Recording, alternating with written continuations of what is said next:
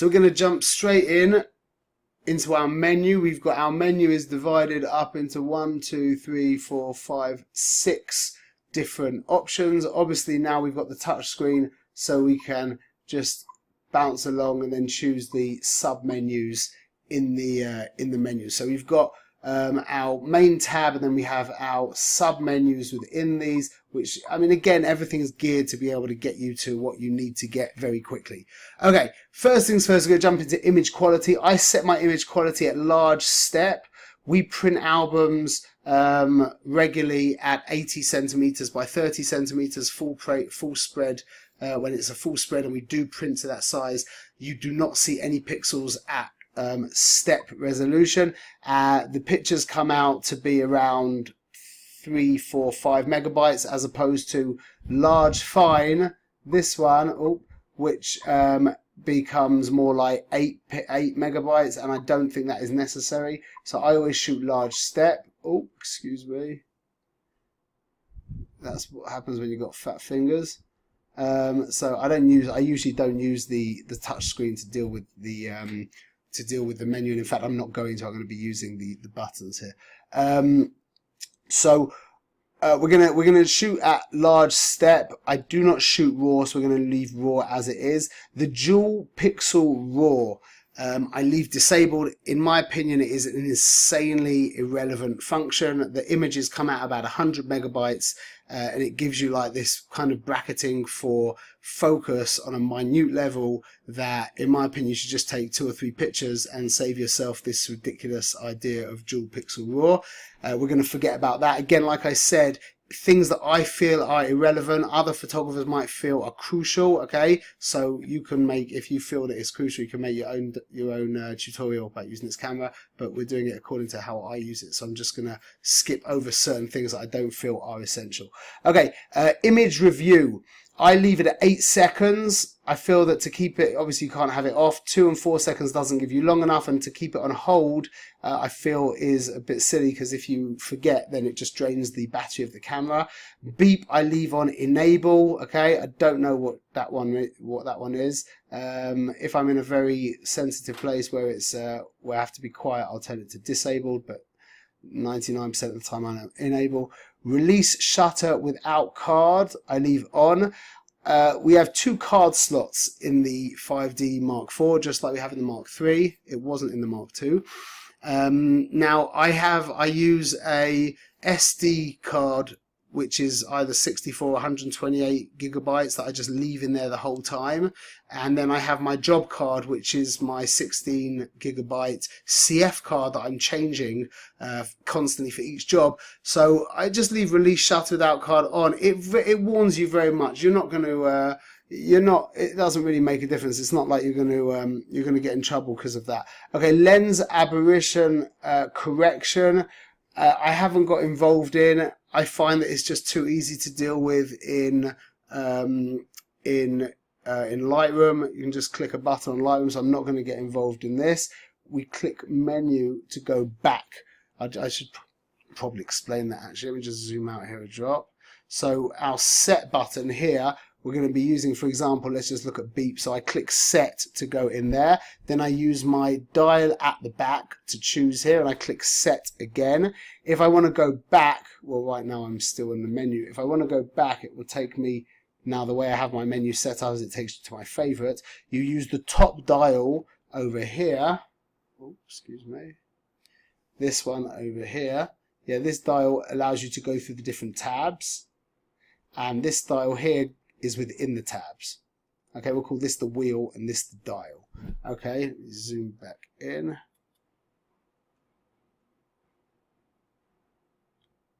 Okay.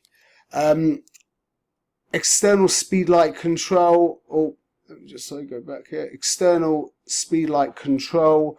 Flash firing, we leave to enable. ETTL, you can leave that to evaluative, doesn't make much of a difference. Also doesn't make much of a difference.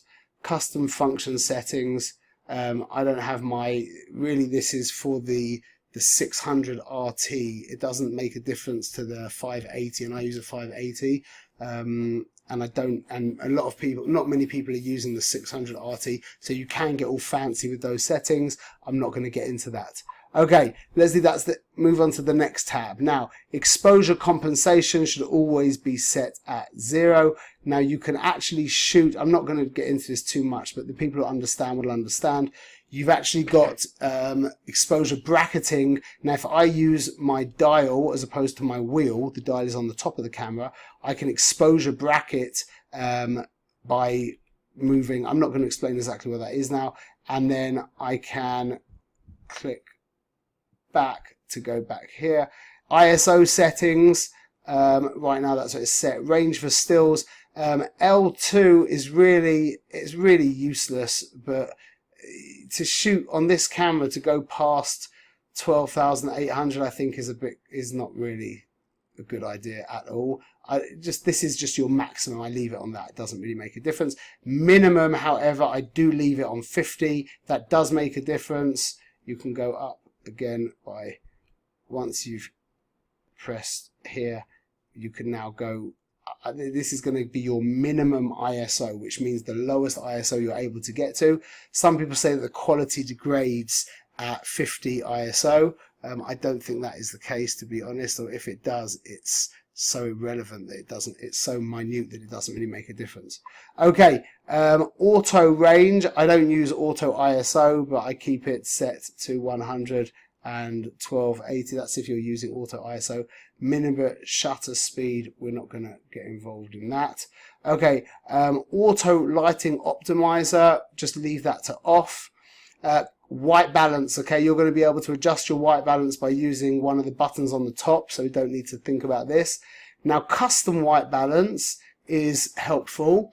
Custom white balance is a setting that allows you to get as it says, a custom white balance. What you do is you will shoot you will take a picture of something that's meant to be white, and then you will go to this setting and click set, and that will adjust the white balance for that white, like the back of someone's shirt or a white card or something like that. The truth is I don't really use that, to be honest. White shift bracket, we're going to leave that at 0, color space at sRGB. Okay, picture style, I leave it standard. You can get involved in this if you like, but I find that the difference is so minute that it's not worth getting involved in. Remember to click menu, goes back one step. Okay, long exposure noise reduction, I keep that to off. High ISO speed noise reduction, I keep that at standard. Highlight tone priority, I disable that. I know some people like to use that, but I find that it makes the picture a little bit yellowy. I'm not into that. Okay, dust delete data, again, it's just another one of these things that just people just don't get involved in. Just clean the lens, just make sure there's no dust there. Just don't find that very useful. Multiple exposure, again, we live in 2019. You have Photoshop for stuff like that. HDR as well. Again, we have Photoshop. You can shoot in RAW. It just feels like they're just trying to add more and more stuff that just feels to me as a professional photographer just basically useless. Okay, interval timer. I mean, I've never used this, but I'm assuming that it will allow you to take pictures over time. Obviously, for event photography, for portrait photography, it's for sure useless. I've never used this, but I'm looking at it now. It looks pretty straightforward. You can choose how many shots you want and how long each interval will be. So if you wanted to do like a time lapse, this is where you would be doing that. Okay, we're going to leave that disabled. Anti-flicker shoot, just leave that disabled. Mirror lockup off. Okay, live view shoot, I always leave it disabled. You can enable it by clicking set and changing that. The reason why I leave it disabled is this button here, you see at the top of the screen, oh, here we go, the start stop button. So that button is what allows you to start shooting in live view, okay? I don't shoot in live view, and I don't know anybody who uses this camera who does shoot in live view. I'm sure there are people who do. What happens when this is set to enable, when this button inadvertently gets knocked, and it inevitably does, it really does, then it turns the camera into live view, which becomes quite annoying. I just cleaned the screen. Let me just get rid of the fluff. There we go. Okay, AF method. I don't even know what this is, and I don't care. Touch shutter. Now, this is a cool feature that I do know some people do use. I don't use it. Touch shutter, if we keep this in, let's go to, if we turn on live view, I'm just going to show you what this does. Will enable, and now touch shutter is enabled. So now what we do, once I click live view, now we can see that we are in live view. The touch shutter allows you to literally just click the, let's just get some bit of drop in exposure. It allows you to touch the screen, and where you touch will be your focus. You see? So I do know people who use this, and I suppose you have to touch the shutter button to reset this. And again, we can do that, and we can see now that the chair is in focus, and then I touch my shutter again to reset, and now I can take a picture, and we'll see the elephant now is in focus. So that does have benefits. It's a nice idea. When I first got the camera, I thought I would use it, but I really didn't. Okay, let's go back. So I use that. I leave that set to, I really leave that set to, well, you can leave it set to enable, but I leave live view set to disable. So to get to it is going to be a hassle because you need to have the live view turned on. Okay, grid display, I just leave that at 3:3. Aspect ratio, obviously leave that at 3:2. Exposure simulation, I don't know, I don't care. Okay. Silent live view shoot and metering timer, I don't know, but you can leave it at mode 1 and you can leave it at 8 seconds. Irrelevant, I don't know. Okay, now we're going to get into a lot of the really super irrelevant stuff. Okay, the autofocus system on the Mark IV is, wow, just an incredible system. And it is there's so much stuff to do. I suppose if you're a sports photographer, like a really experienced sports photographer, some of this stuff might make a difference to you. Otherwise, we're just going to be leaving it as default. Okay, just leave this as it is. There's none of this makes any difference to a portrait or event photographer. AI servo, first image priority, I don't know what that is, and second image priority, again, I don't know what that is, we're going to skip that. Lens, electronic manual focus, enable after one shot, again, I don't even know what that is. AF assist beam firing, that for sure is important. That's to do with the with your on-camera flash. That is very helpful to make sure that in the dark you can get focus. It will send out the AF assist beam, which is like 4 vertical lines when you're holding the camera in landscape orientation, that will allow you to catch focus in the very darkest of situations. One-shot AF focus priority. Again, I don't even know what that means.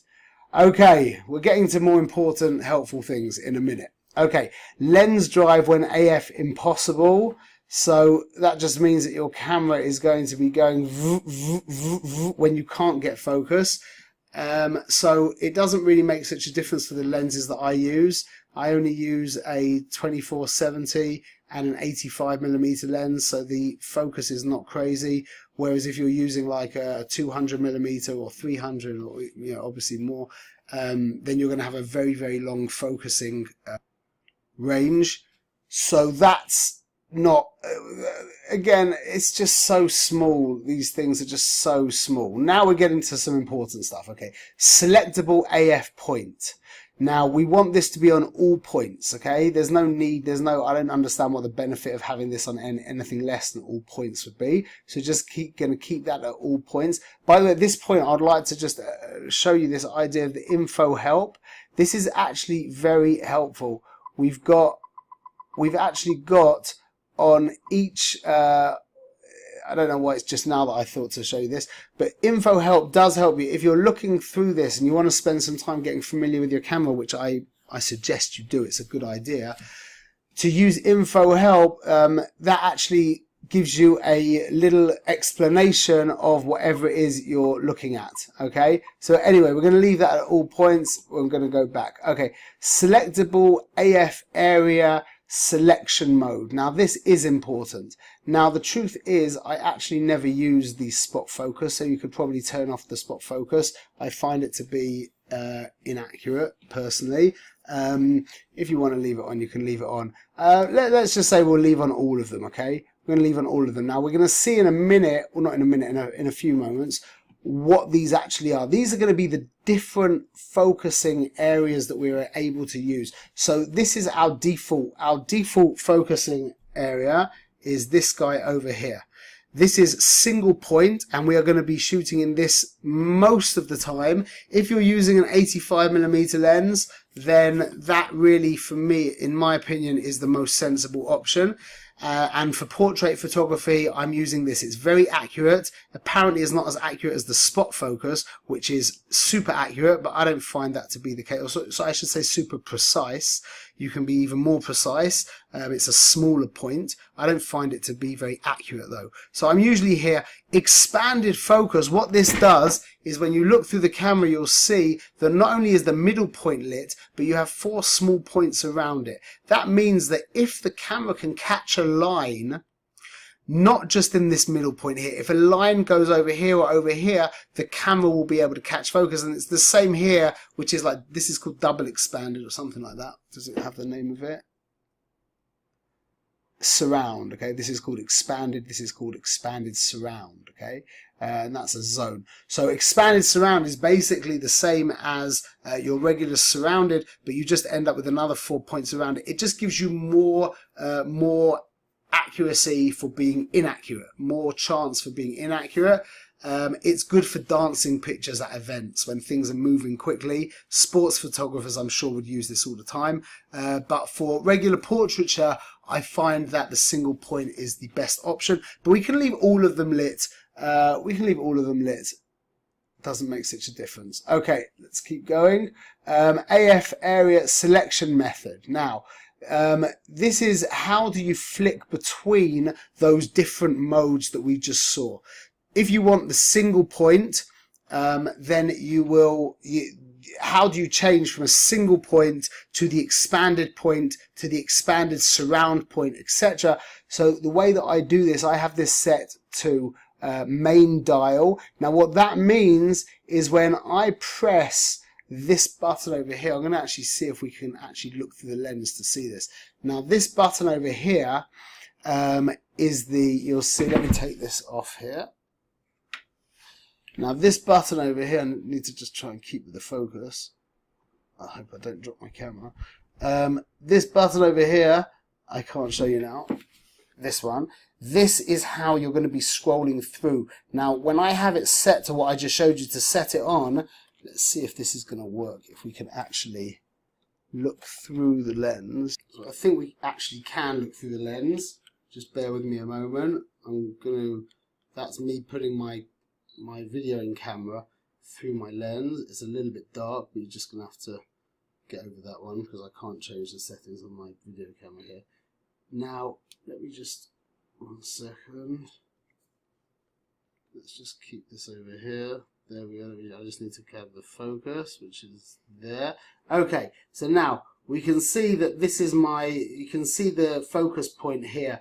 Now when I press that little button that I showed you before with the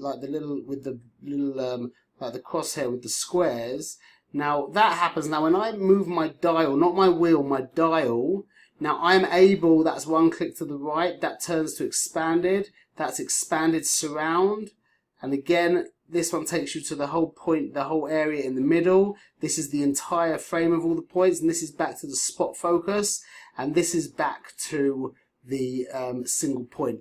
So the way that we did that, I'm going to just show you, let me just put this back here, is as follows. All we need to do, I'm just looking at my screen to see that I've got focus, is if our thumb touches this button over here, and then we just scroll with our wheel, with the dial over here, that's how we do that. That's how we scroll through the different focus points. And like I said, it's helpful it is actually helpful. Those focus points are definitely helpful to go from single point to expanded.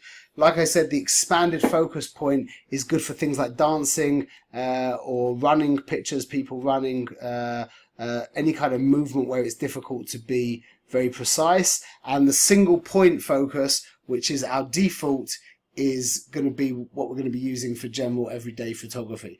Okay, orientation linked AF point. I don't think it's worth the energy to explain what that is.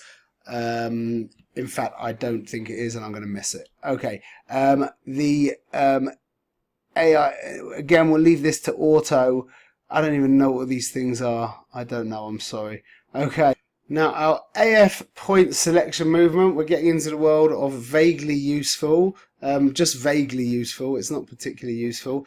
What this basically means is that if you remember before, we'll go to manual focus.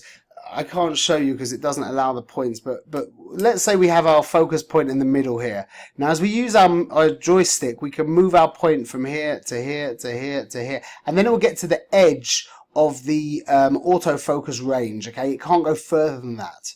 Now when we have it set to continuous, when I push the joystick further, it will pop out over the other side, like in Pac-Man, you remember? So it will like go through the side of the frame and come back on the other side. And if I have it set to the first option, it stops there and nothing can happen. It won't go any further. Now, just an important thing to know is that when our focus point is at the side or anywhere other than center, when I press this joystick, I actually press it as opposed to move it, it will reset the focus point back to the middle. That can be quite handy sometimes. Okay, let's just jump back in.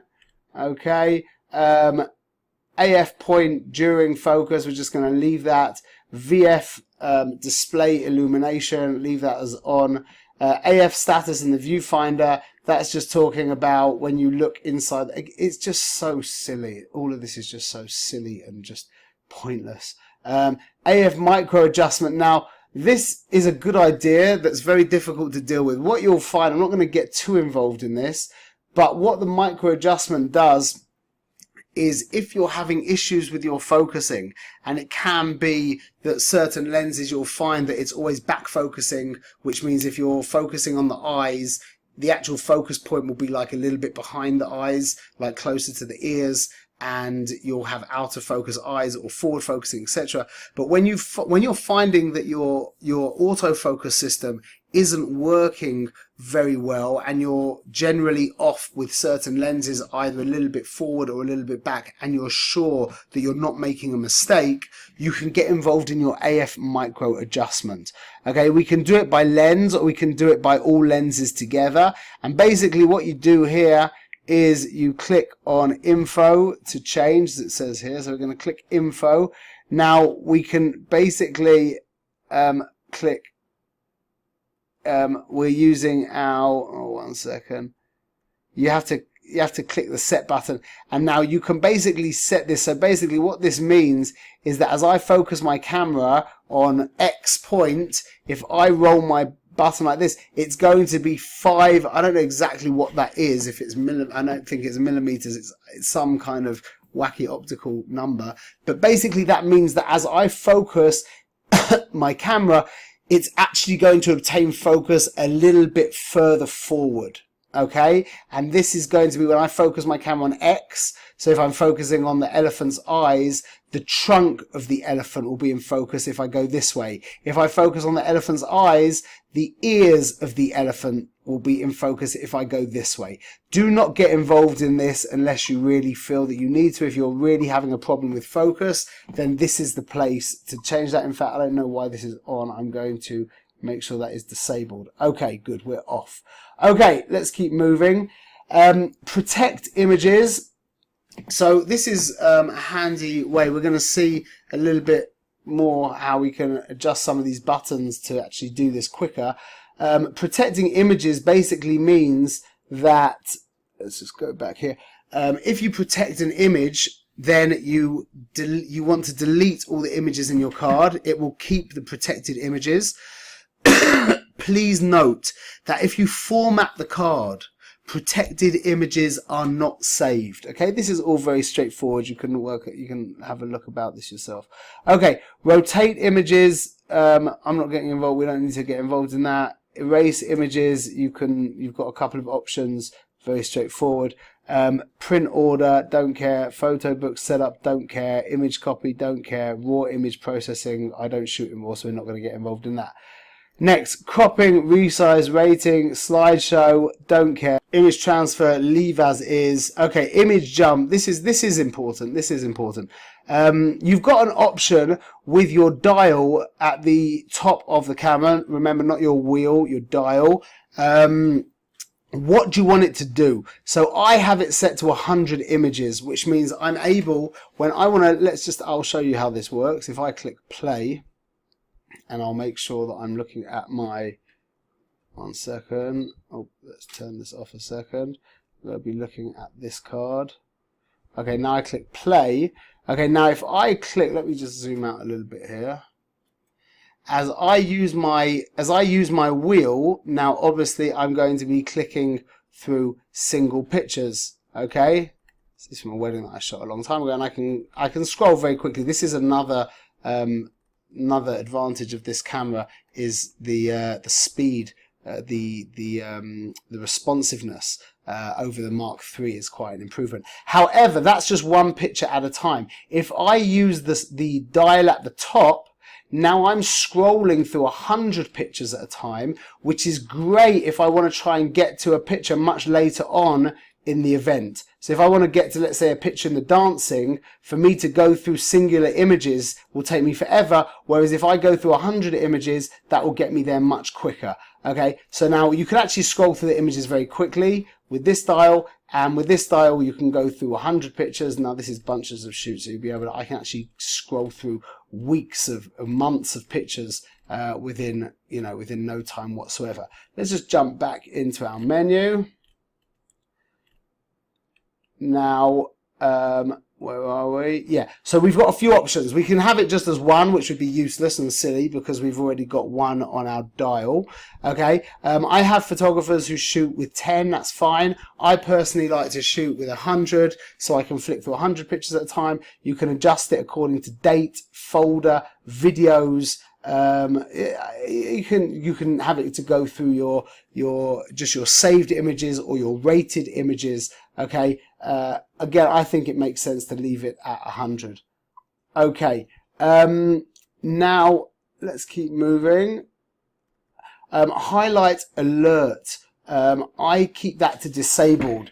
I do know people who keep it to enabled. I think it's a mistake, and it causes people to, let me just zoom in and drop, sorry.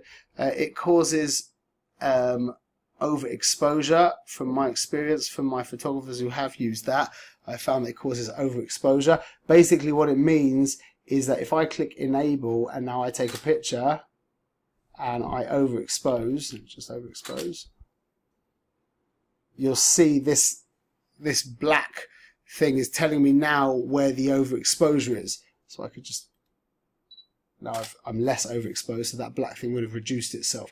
The problem with this is that, in my opinion, when you're looking at this picture now, you're actually not seeing it for how bright it is, because it's going bright, dark, bright, dark. So your eyes are registering a darker, image, and I found that people who use that tend to overexpose. That's my experience. I leave that to disabled. AF point display, I leave that to disabled. Playback grid, I leave that off. That just means when you're looking at the pictures, it will give you a grid. I don't find that particularly helpful. Histogram display, I leave that as brightness. I never look at the histogram anyway, nearly never. Movie play count, we're not talking about movies whatsoever. Okay, magnification. This is a bit useful. Okay, we've got a bunch of options here. 1, 2, 4, 8, 10. I leave it at 10, at 8, and I will show you what this means.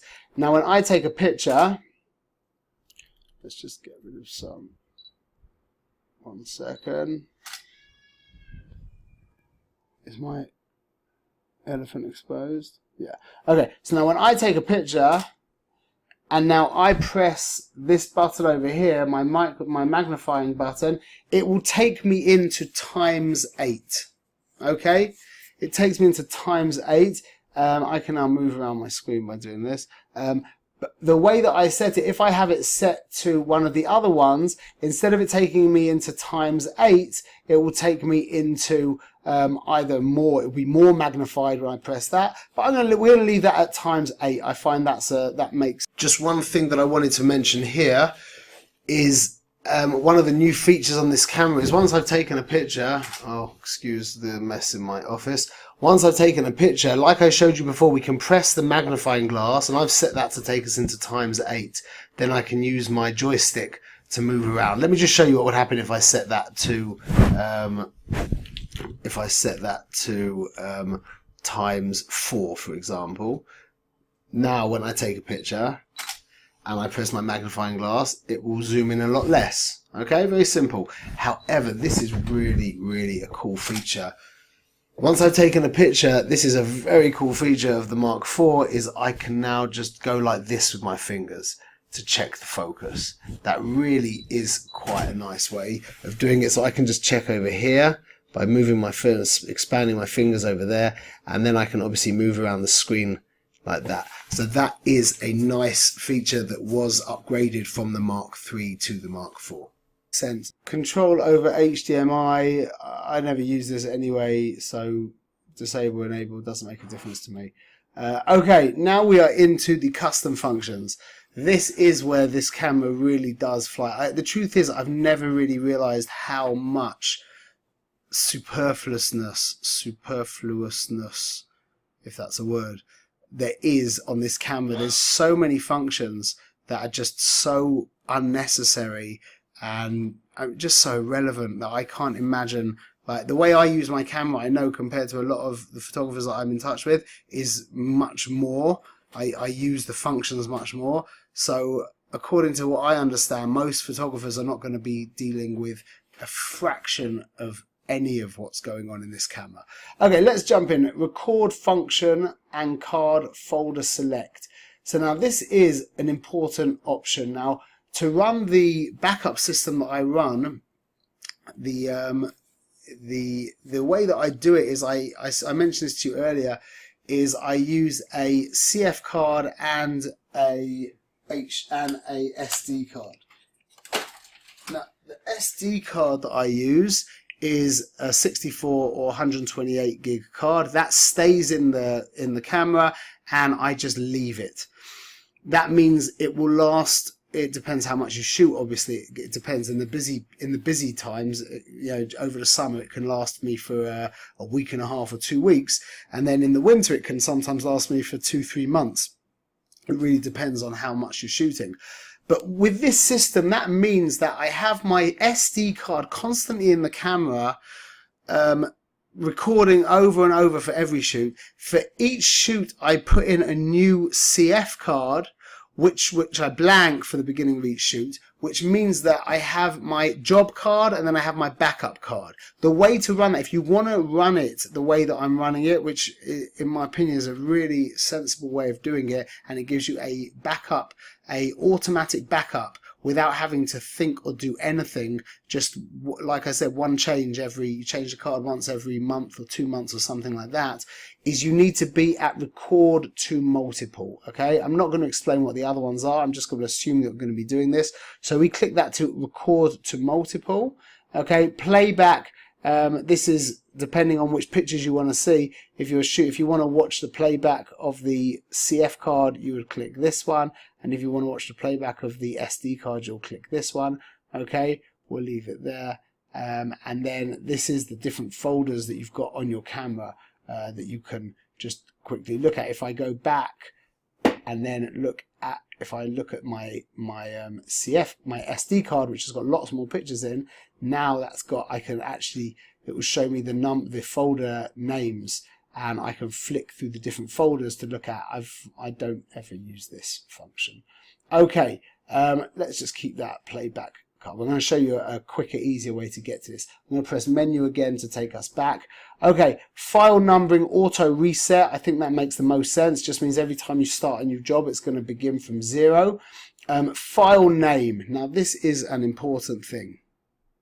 What file name allows you to do, once you've got on your camera, you'll see when you look at the names of the folders, the names of the files, they're like XD124-1, a bunch of different numbers and like completely irrelevant and crazy, random. That's the word, random. What you can do by file name is you can actually choose what you want your file to work out. So my name is Shmuel Diamond, so I use the card. I have my images numbered SD, then underscore, and then a 4-digit number. Now, what we can do when we press Q, that allows me. It's a bit putschy to do this, but I've just shown you the key is knowing that the Q button helps you do stuff. So I can, for example, if I wanted to change my name from Shmuel to Jim, I will click here. Oh, J. Oh, 1 second. See what I mean? But it's not such an intuitive thing. I need to click this to delete it, and then to change that to a J. Okay, Jack Daniels. Okay, I can delete that again, and I'm going to press S. Okay, and the way you flick from here from choosing the number to where you're actually going to be on here is by pressing the Q button. Okay, it is a little bit putschy, but you only ever do this one time and you leave it. So I have 2 cameras. So this is my first camera, this is SD, and my second camera I have as SD1. So I either have 2 options for my images are either SD__1234 or SD1_1234. Okay, let me just delete that so I don't mess that up for next time. There's the underscore. You do have to have 4 digits or 4 characters. You can't have less than 4 characters. Click OK. Good. Okay, we don't need to get any more involved in that. You can get obviously more involved, just like everything on this crazy camera. Okay, auto rotate. I think also this is quite an important point. The auto rotate means that when you look at it on your screen, when you take it onto your computer, it will flip it around. Now you've got 3 options. This is the default option, which means when I take a picture in landscape orientation, maybe I'll show you very quickly. Let's just put this on. I'm going to take the camera off and I'm going to shoot like this. Okay, now when I press play, we see the image like that.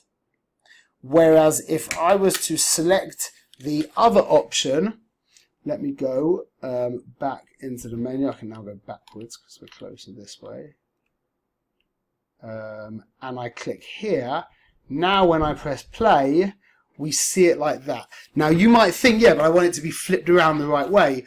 But my advice is to leave it on this setting because you don't really care to turn the camera to look at the image, and that means you're going to be seeing a bigger image, and the bigger the better. Basically, the bigger you can see the image, the better. So my advice is to leave it on the center one on, and flipping it on the computer. That makes sense. To leave it off doesn't make any sense to me.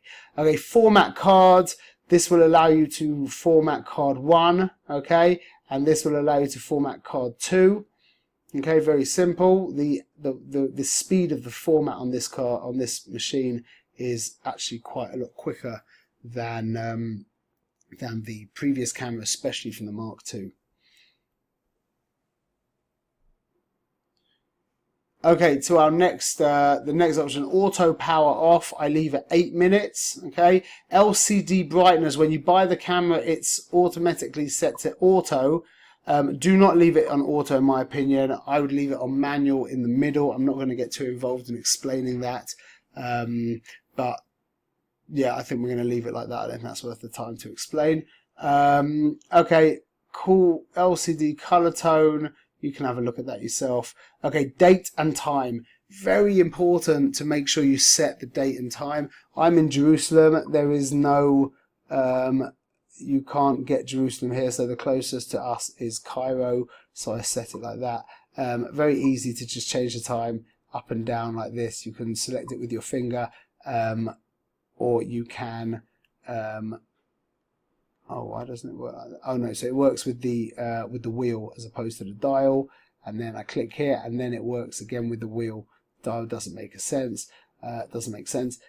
Please make sure that you have your date and time set accordingly. Very good to do that. Language, I keep that to English. Viewfinder display. This is what you look at when you see through here. We're basically, the electronic level. Oh, actually, I just realised what this is. The electronic level, just again, I find that to be completely useless and irrelevant. I don't want the grid when I'm looking through my pictures. If you do want a grid, you can turn that on. But this stuff at the bottom is nearly irrelevant, but maybe a little bit helpful. I do keep that on, so when I'm looking through the viewfinder, you see a bit of information in the bottom. Okay, touch control. Standard, sensitive, disable. You can see the difference between that, but obviously you do want to keep this touch control on. I wouldn't disable it. I have fat fingers, so I'll probably keep it at standard, which is anyway too sensitive for me. Okay, onward. Video system. I don't know anything about the video, so I think PAL sounds better than NTSC. Battery information. This is a nice way of just seeing how much energy is left in your battery, and this is the way that Canon make you buy new batteries. I just don't pay any attention to that. I just look at this number over here, 37%, not doing too badly. Go back. Sensor cleaning. If you want to clean your sensor, click this and it will clean your sensor. Does it do a good job or not?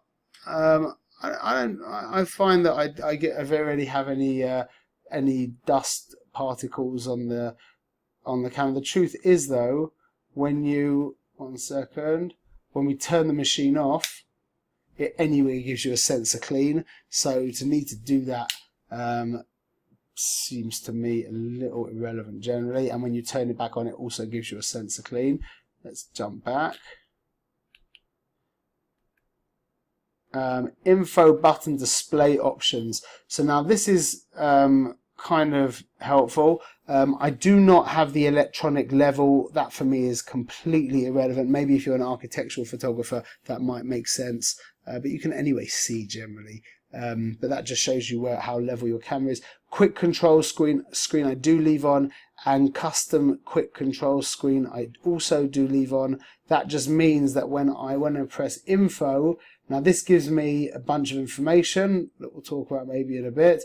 I press it again and it gives me more relevant information, and then I press it again and it gives me still more information. Again, it's just so overkill with so much of this stuff, but I do keep it to that. I never ever look at this screen, but I do sometimes look at that screen sometimes. Okay, let's keep going. Okay, more irrelevant stuff. Custom quick control. We're just going to leave this. It just means that you're actually able to like move stuff around. You can we don't even if you click here, you can move things in different places. It's so irrelevant. Just don't get upset by its irrelevance. Just keep moving. Okay, info button, LV display options. That's live view options. We're just going to leave that as it is. I never used live view, so this is going to give you can patch around with this if you care, but I'm not going to get involved in that. Go back. Okay, the rate button function. Now this is semi-helpful. You've got this button over here that says rate. Now you've got a couple of options. You can either have it to rate your pictures. So if I have it set like this, and then I press this, and let me just go to my other card. Okay, now if I press rate, you'll see it changes. We can see that it's adding stars. So it's a way that I can actually rate my pictures. I never ever use this. The other option that I think is more helpful is to have it protect, which means when we click on here, now what that means is when I bring my picture up and I click rate, it protects the image, which it has been helpful once or twice, where I can scroll through a bunch of pictures and quickly protect them and then delete a bunch of other pictures, but otherwise generally useless, like many of the other options here. So onward with the final section on our settings tab. The multifunction lock is this guy over here. What does it do? I don't use it ever, but it can lock different functions. So in the past, it's always been there to lock this wheel, because that wheel, when you're in an automatic setting, can cause you problems by if you spin it when you're in an automatic setting, it will overexpose or underexpose your image. So you've got a few different options here.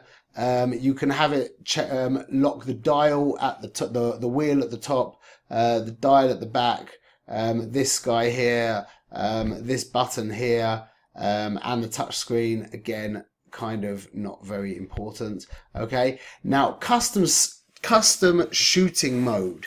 This is a very important, helpful feature that in the old days I used a lot. Nowadays I use much less. In fact, I basically don't use it, and I'll explain to you why and what it actually is. So the custom function, let me just pull this off of here a second. You'll see at the top here, you've got on the dial, it says C3, C2 and C1. Okay, I'm not going to show you that anymore, just remember that. That basically is your what it allows you to do is you can program any one of those functions, C1, C2 or C3, to be anything you want, and it will remember all the settings that you choose. So let's go, for example, let me get out of here. Now we're going to go to info, so I'm going to see all of the information. Right now I'm set at 1250 ISO, 2.8, 1/100th of a second, all the different information. We can see my white balance, my focus mode, my drive mode, manual, all different kinds of stuff. Now, I can be taking pictures like this. Let's see. Right now I'm in manual. Okay, we can see this manual over here. Now, if I change to C1 or C2. Now, this is C1. This is the setting that it was at last time. Okay, it's at a 200th of a second, 3.5 at 100 ISO. C2 is the same, and C3 is different. Okay, so now let's go back here. Let's see what I can do. If I now go to M, now I'm at a 1/100th of a second, 2.8 at 250. We can see when I go back to C1, it's different. Let's just make it really different so we can really see it change. Okay, and then we can just change this manually, and then ISO.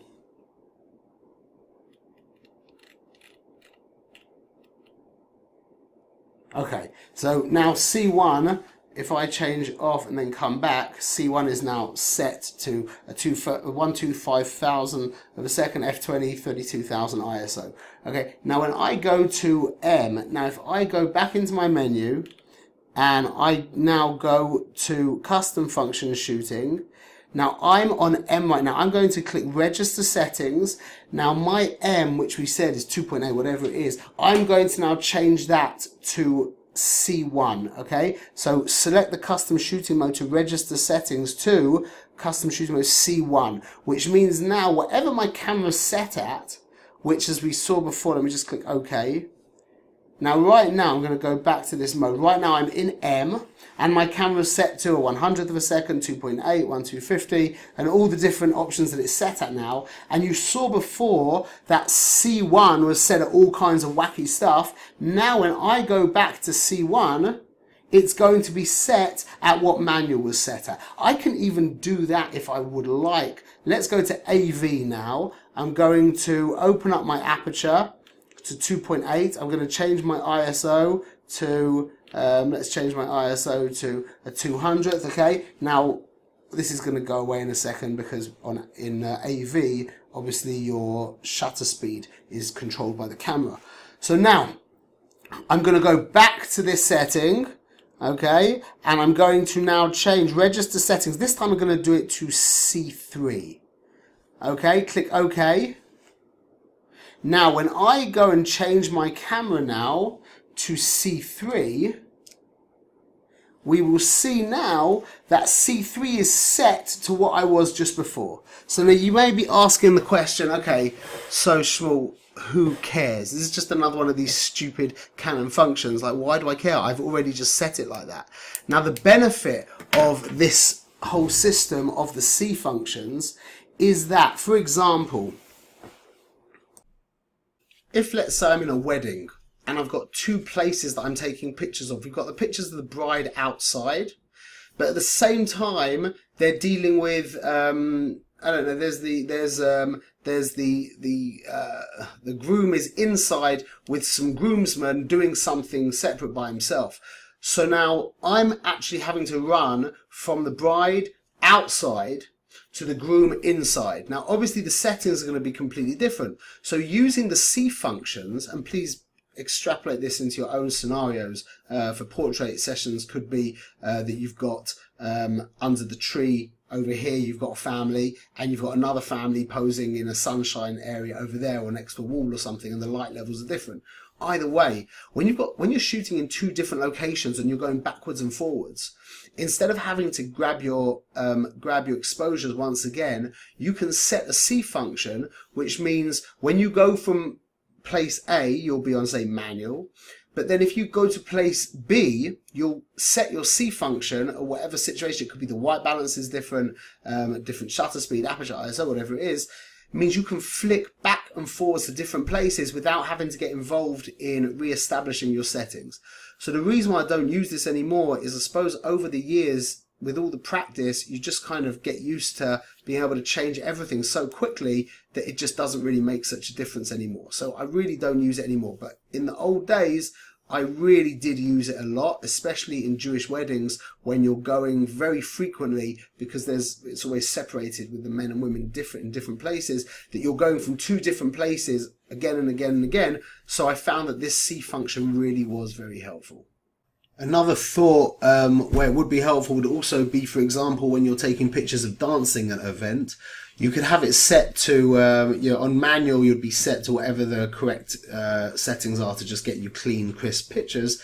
And then your C1 setting, you could set to a very long shutter speed to give you like kind of funky, funky colors and long, zoom effects and all that kind of stuff that people use. It's important to understand this and to work it out into your own size. Another example where it would be very helpful would be if you're on a shoot, an outdoor shoot with a family, and you have an assistant with you with a flash. So you could be using you'd be having two different settings for pictures with flash and pictures without flash. So again, without having to get into having to re-establish your settings each time, when you're using the flash, you'll flick to, say, C1, and when you're using natural light, you'll flick back to M. And again, that would be a scenario where this function would be helpful. Now, one last thing to just mention in the C functions, which is actually does make a difference, is this concept of auto update set. Now, what this means is if you've set your manual, you're on manual and you're whatever, sorry, you're not on manual, you're in your custom function. So you're in custom function. Let's change this. I'm now on C custom function number 1. Okay, now when it's set to enable, like we just saw, what can happen is I can now change this. Okay, let's just change this to whatever I want. Okay, so now you can see I've changed all my things. I can change my white balance as well. I changed my metering system and my white balance. Okay, so now I just changed everything. Now that means when I go to C2 and I come back to C1, now I changed it, it automatically updates. That is not the case. When I go back to this setting and I have this set to disable, what this means now is I'm now on C1. I'm at 1006.3, 2500. I'm going to change all my settings again. White balance and my metering. Okay. Okay, so now we can see I'm at 60, 2.8. I changed everything. I go to C2.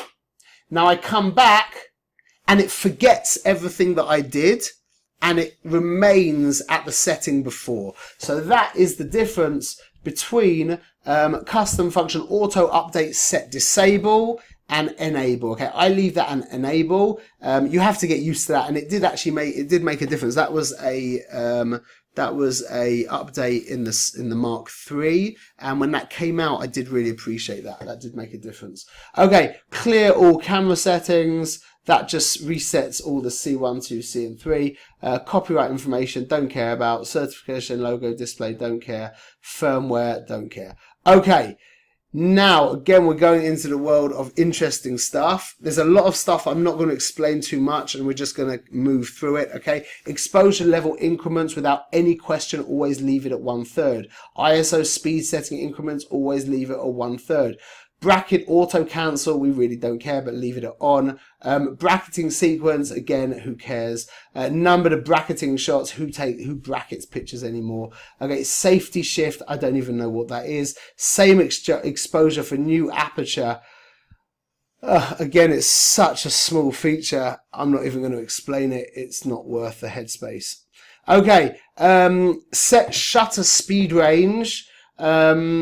Well, we just leave it at the maximum. Like, I don't see why you would want to change this. But the longest this camera can shoot at is 30 seconds as usual, and the quickest speed is an 8,000th of a second. And then set aperture range. Again, I don't know why you would ever want to change that. But that's what that is. Okay, warning in the viewfinder. Yes, this is helpful. This is a really nice feature.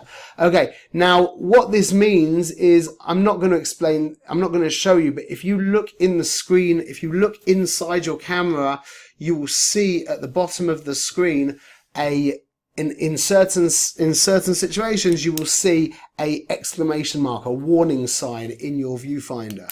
So now you can have that, come up for different settings. So for example, when you're shooting in monochrome, that would be an insane thing to do. Shooting in black and white in a digital camera would be, in my opinion, an absolute just crazy thing to do. Or when your white balance is corrected, you know what, the truth is, looking at this now, it's kind of useless. In fact, it's very useless, basically. The only thing that I actually appreciate this for is when I shoot in RAW, and it tells me that I'm shooting in RAW, but it does that by itself. You don't have to set that. So I'm sorry, I actually take that back, that this is helpful. This is not helpful. The warning sign is helpful, but for the options that you're allowed to, the options that you can have, in my opinion, is not very helpful. Okay, LV shooting area display. I don't use live view, so we're not going to discuss that. Dial direction during TV, leave that as default. Do not mess with that. Custom controls. Okay, now we're getting into really, really helpful stuff. As I've said over and over again in this tutorial, this is the way that I personally set my camera up. And I'm sure you will find many photographers who set their camera up differently. In fact, I might even be surprised if you find one who sets it up the same as I do. But I'm going to explain what I do here, and there has been a little bit of thought gone into this. Okay, so our shutter button is set to AF. I'm not actually going to explain the different options here. I'm just going to tell you what makes a lot of sense to do. AF on, I don't use this button at all. This is your AE lock button. Okay, if you've done our classes, you'll know what this does. AE lock is your auto exposure lock. That's this button, the star button over here on the camera. This is, oh, excuse me. This button over here is your AE lock. It's basically the way that the camera locks your exposure on a certain piece, a certain part of the frame. Just like you focus on a certain part, you can also expose on a certain part. Okay, so I leave that just as it is. Now, this is, in my opinion, it's worth having watched this tutorial just for this one feature alone. I would pay, I would pay thousands of dollars for this feature. I really would. Okay, so what is it? This feature is the programming of, oh, nearly dropped my camera again. 1 second, can you see that? See this button over here? That is called this one over here, that is called the depth of field preview button. Now, when I worked in a camera shop in London in like the late 90s, that button was what they tested me on. They asked me if I knew what that button does. In the old days, what it did is it just crunched down the aperture, which depth of field preview, as you can see on the screen, depth of field preview means that you get a preview of your depth of field, because when you look through your shutter, you're always looking through with the aperture open at the widest. If you're taking macro photography, in short, without me getting into it, it's absolutely useless nowadays because you can see the picture on the back of your camera. So Canon realized this when they changed from the Mark II to the Mark III, and they realized that this is a stupid, useless button, but it's in a really helpful place because your left index, your lower index finger, if that's what it's called, the one next to your pinky, that button just rests on that finger rests on the button. Which means what you can do is you can set it to a few different options. Now let's have a look at the options you can set it to. Okay, you can set it to depth of field preview, which would just be silly. AF stop, again, your auto exposure lock, we've got that anyway, we'll miss this. Turn on your image stabilizer. And then, you know what, I'm not even gonna get into all of this different stuff. You can change it to loads of different things, okay? However, what I do is I change it, I put it for this: one shot and servo.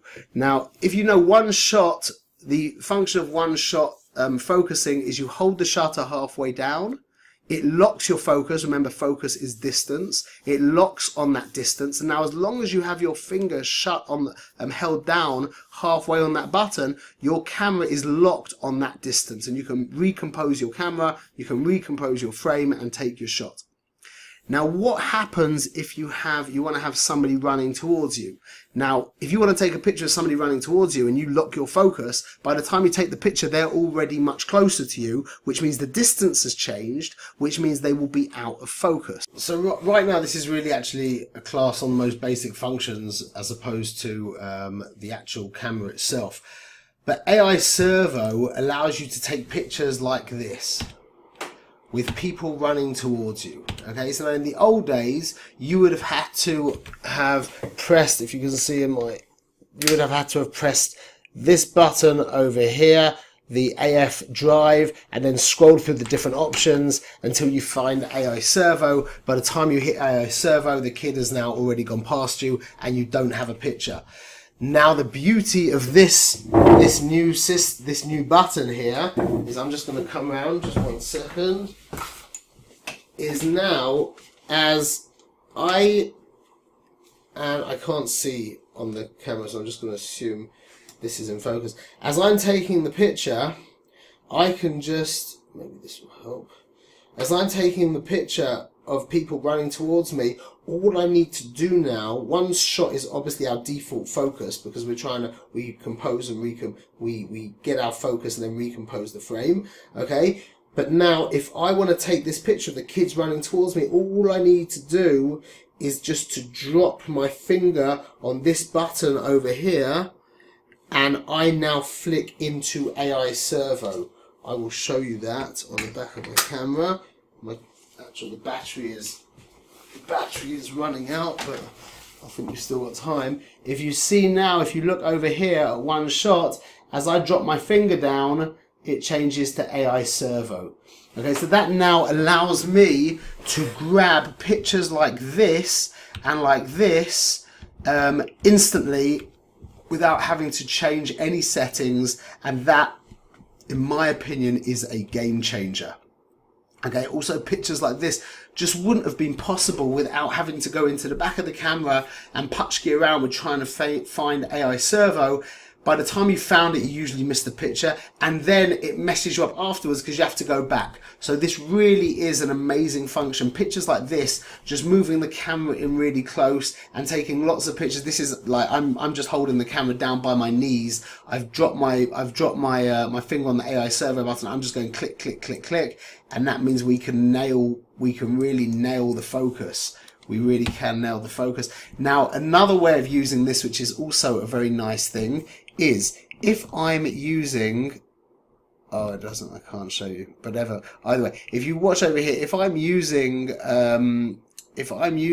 the focus point in the middle over here.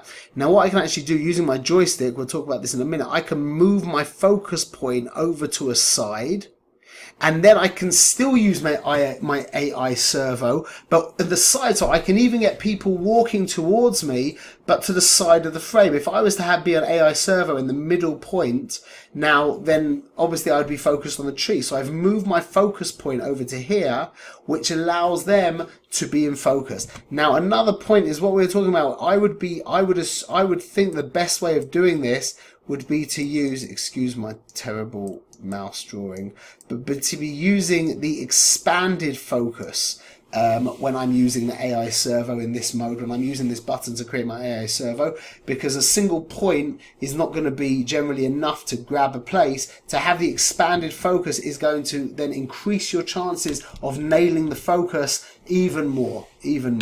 Okay, again, a shot like this is possible. This probably he doesn't look like he was moving too fast, this guy, so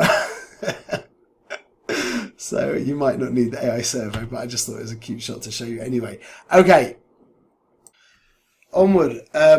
So we just discussed the one-shot servo, changing the depth of field preview to the one-shot servo.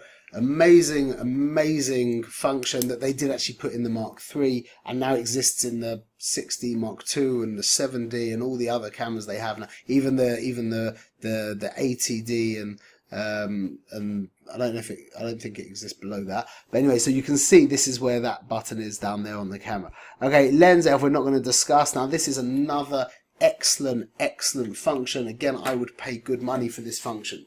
Now we have another button at the top of our camera. I will just show you quickly.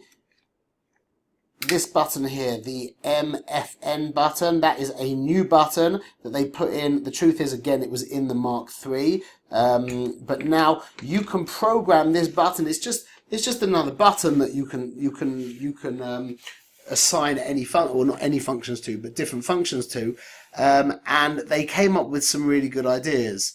Now, the good idea that I think is the best idea is you've got a bunch of different options. FEL, I would imagine, is not very helpful for most people. You can just use that button for that anyway. That's flash exposure lock. Then AE lock, auto exposure lock, you can anyway use this. I don't even know what this is. I'm not going to explain that. Again, and then you can just disable it. I don't know. But now these two are really helpful. Now, I shoot in JPEG, and I know there are nowadays a lot of photographers who do shoot in JPEG. A lot of time, in my opinion, RAW is useless in most situations. However, it's very helpful in some situations. This is just my opinion. So I shoot in JPEG. Now, I do know that RAW is helpful, for example, when you have a very high dynamic range, which means the sky's bright and the subject's dark, etc. Or there's a problem with the white balance or whatever, and for example, you're shooting in JPEG, but you do want to take a couple of pictures in RAW. So what you would generally have to do is click menu, go into over here, image quality, click RAW, click that, and you're done, and then you have to go back to take it back out. So now what they've done is a great idea, is they've given you the ability to, one minute, here we've got two options. Basically, when I touch that little button that I just showed you, now if it's on raw JPEG like this, that means that when I press that button, the next picture I take is going to be a raw picture. Now once I've taken that picture, the camera will automatically turn back to JPEG. So it just allows me to take one raw picture, and then I go back to JPEG, which is helpful. However, I don't think it's as helpful as this next one, which is raw JPEG hold. When I touch that button on the top of my camera, now my camera changes from JPEG into raw JPEG together. And you can set that actually, but you just leave it as it is. Yeah, when you click that button now, what happens is my camera will turn into RAW mode until I touch that button again. So I do use that definitely not frequently, but I definitely do use that, and it allows me to just cover myself when I'm in an awkward situation. For somebody who shoots in JPEG, which I do, that is a very helpful feature. If you shoot in RAW generally anyway, then that is a very unhelpful feature, okay? But I would actually recommend not shooting in RAW. That's my own personal thoughts on the subject. I'm sure some people are screaming right now, even smash the computer, but that's what I think. I'm happy to, if you want to leave a comment about that, I'm happy to answer you up. Okay, so that's what I leave that button set to. Let's keep going. The set button. So usually over the years, I've always left it on image quality. Okay, which means that when I'm taking a picture and I press this button, now, like I just showed you to get to RAW, that was a whole thing. But now I can just very quickly, this is just in regular mode now, I'm just taking pictures. Now if I just press set, I will be able to change to RAW and to change to any other setting here, to change the size of the file. So I set it like that for many years. However, something happened a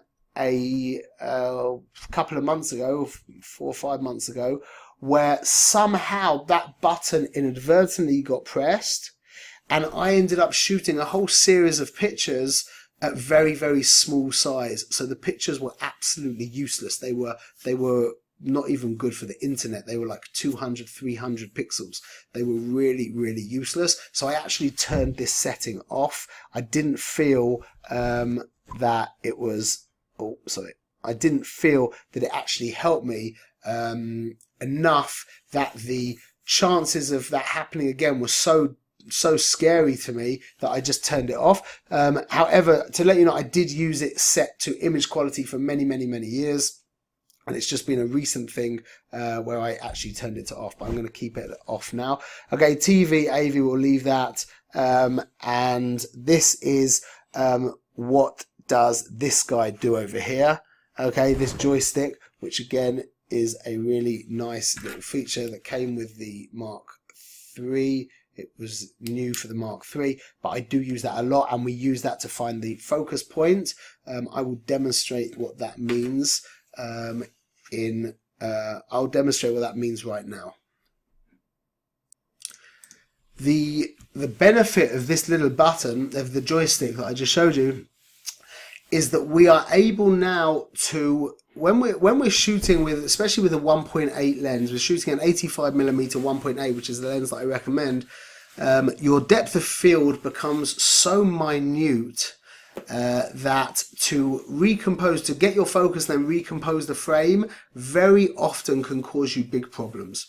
The actual focus can be thrown off, especially when you're close to your subject. So now what I do is I use that joystick to move my focus point around the frame. So usually my focus point is in the middle, and that's where it is by default. But now by nudging the joystick again and again, I can end up putting my focus point somewhere else in the frame. And that means that I can actually be much more accurate, especially when I'm using a 1.8 lens, because like I said, the depth of field is so shallow that movement, once you've gotten your focus, once you've locked your focus and then you recompose your frame, that movement can throw off your focus. So I've just selected a bunch of pictures here where this would be super helpful. Okay, all of these kind of pictures where you're focusing in a very extreme part of the frame. This picture for sure. Okay, and then obviously for macro photography and product photography, it would also be very helpful when your camera's on a tripod. So we always keep that selected there.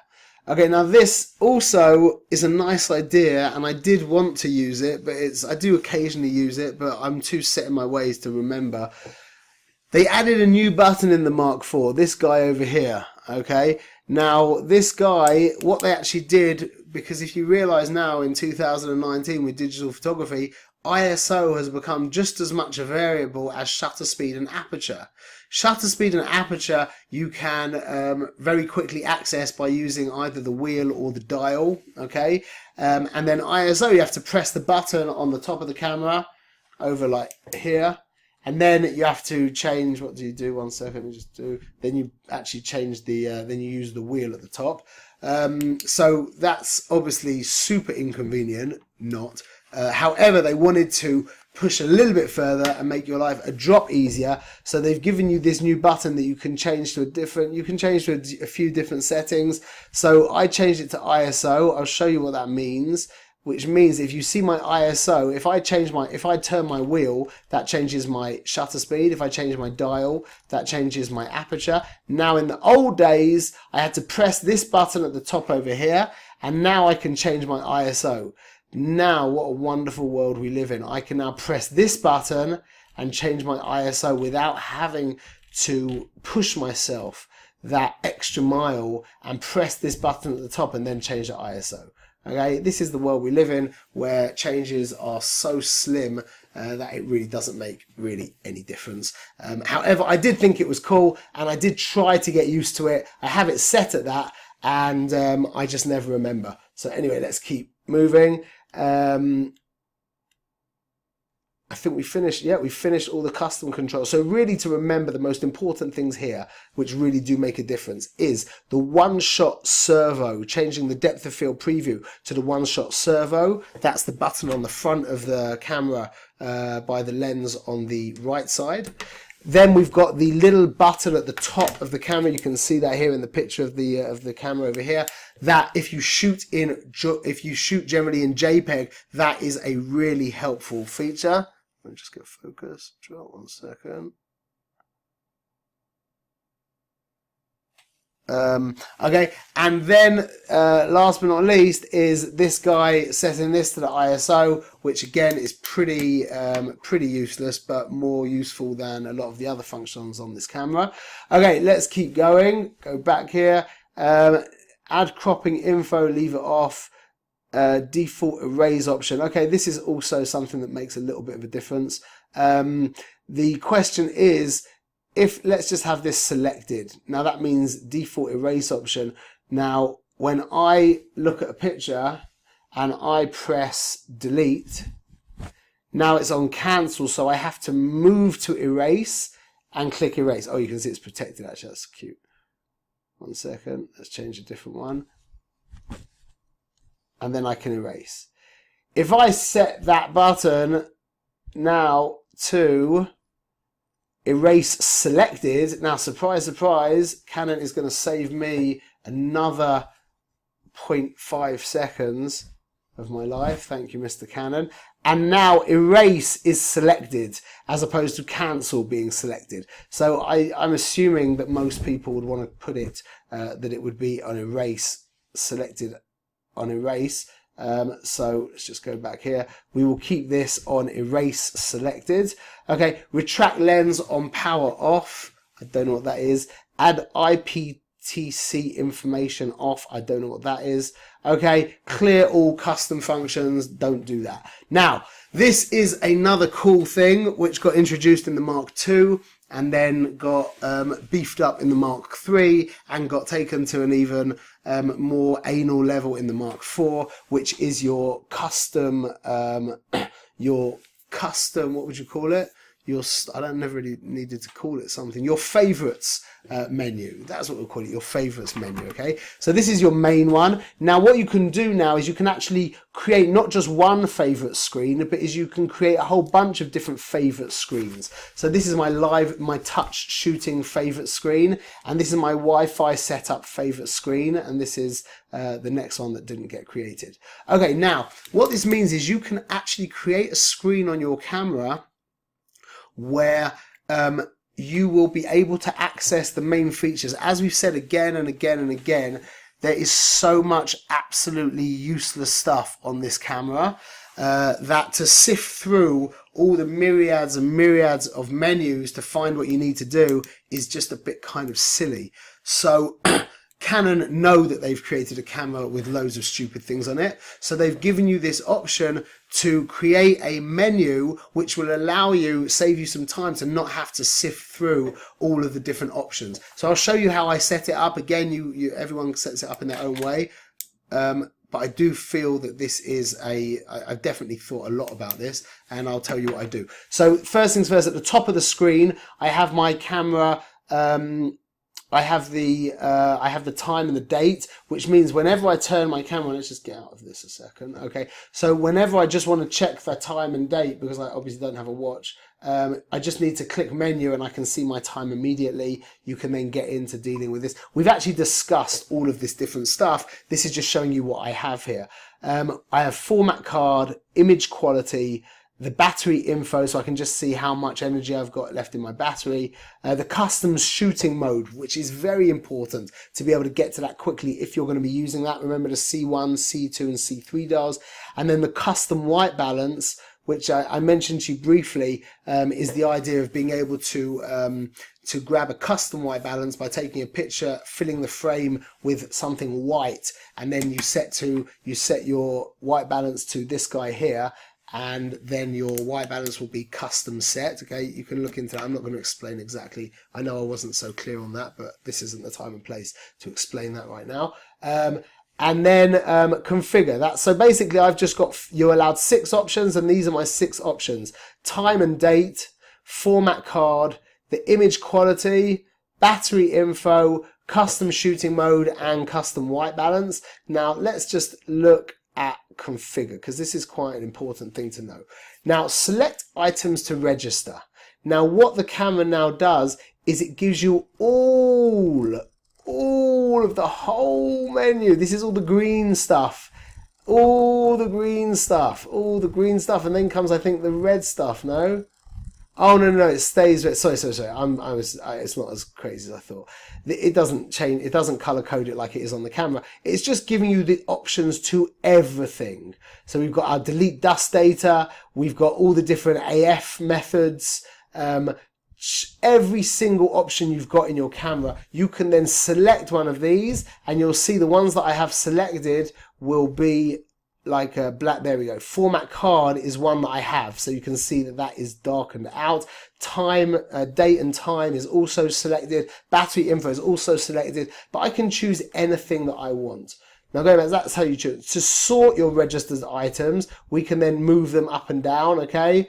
That's just kind of obvious. Okay, delete selected items. You can then obviously get rid of any of the items on here that you want. If I was to press set now, it would get rid, it would delete any of those items.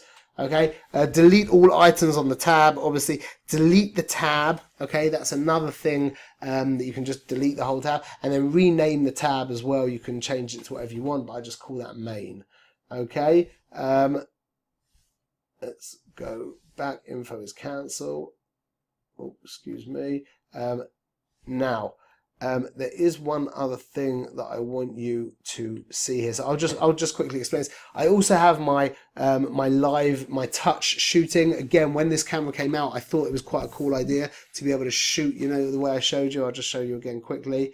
By pressing this button, I can now, let me just get my, let's just set stuff up a little bit better. I can like take a picture doing that.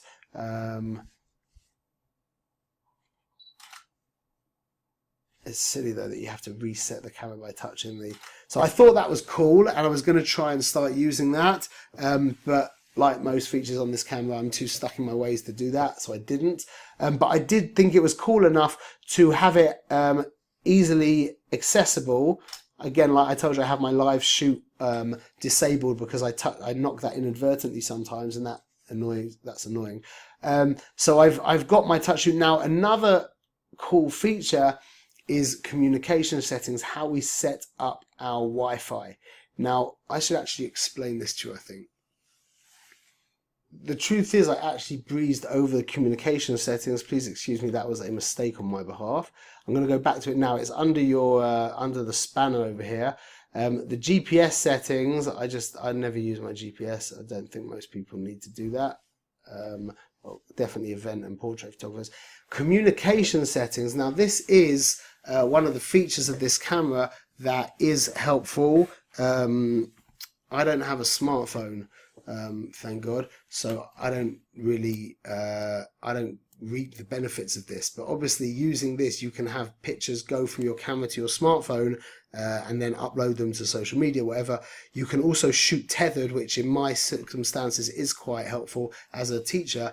It's nice to not have to deal with cables and stuff. The way to do this now is we go to built-in wireless settings. Now we click on this, the Wi-Fi NFC, we click here to enable. Now that means you'll see at the top of the camera, you'll be able to see now that, one second, you'll see here that the Wi-Fi on is now flashing. That means my camera is now in Wi-Fi mode. Okay, now send images to smartphone. You have to set up your smartphone. Wi-Fi function, confirm set. The truth is, I'm going to just send a link to look into this because, like I said, because I don't have a smartphone, I don't use it enough, and it's already set up. And I'm not quite sure how to unset it up, and the truth is I don't actually want to unset it up. So I will put, there's a very good video that I watched on YouTube that I will link below to, if you go below you'll see the link there that you can actually watch that video for 5 minutes and learn that yourself. Okay, the last thing that I wanted to, but just to tell you, on the Wi-Fi setup, on my third tab of my favorites, I have my communication settings so that I can actually get to this very quickly. Okay, you do have to set this up a little bit, and it isn't as intuitive as usually things are in 2019, but that's just how it goes. So make sure to watch that video. It is important. It is an important function. Now the last thing that you'll remember, you'll notice that how every time I turned on my camera, wherever I was holding, for example, let's just say I'm in the middle of AF. Okay, now I turn my camera off, I click menu, and I'm back to my favorite screen. Okay, again, if I just change to this and then I turn this off, I go back to menu, I'm back to my favorite screen. Now if I click here to normal display, now what that means is if I go to here, click this, and now click back to menu, it will go back to the last place that I was at. Okay, now obviously I think that that's not such a good idea, because like we know, we've got so many different options here that why would you want to do the same thing again? It makes sense to me that your 6 favorite options are going to be the place that you will go back to over and over again as quickly as possible. So even though for this tutorial it was a little bit annoying because I had to keep flicking through all the folders, in general, as a professional photographer out and about, it makes a lot of sense to me that every time you press menu, you should be going to your favorite menu. So we'll just see that again. That is done by clicking over here and just making sure display from my menu tab is selected. There's one final button that I want to talk about that is not programmable. It's just as it is the Q button over here, which is something that I do actually press regularly. Now let's just zoom out and drop here. When I click Q, it brings up this dialog, which is all the details, everything's going on here.